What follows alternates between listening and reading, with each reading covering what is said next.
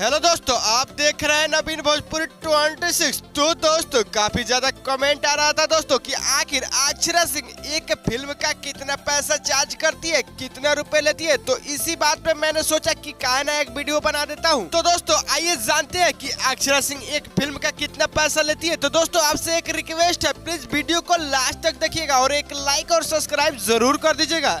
तो दोस्तों आइए हम बिल्कुल बारीकी से बताते हैं। सबसे पहले जानते हैं कि दोस्तों अक्षरा सिंह का जन्म कब हुआ था। तो दोस्तों अक्षरा सिंह का जन्म 30 अगस्त 1991 के हुआ था।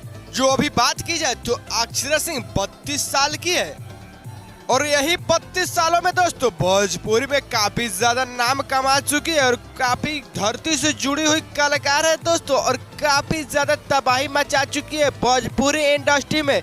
इनको अक्षरा सिंह नहीं बल्कि अक्षरा सिंह शेरनी के नाम से जाना जाता है दोस्तों।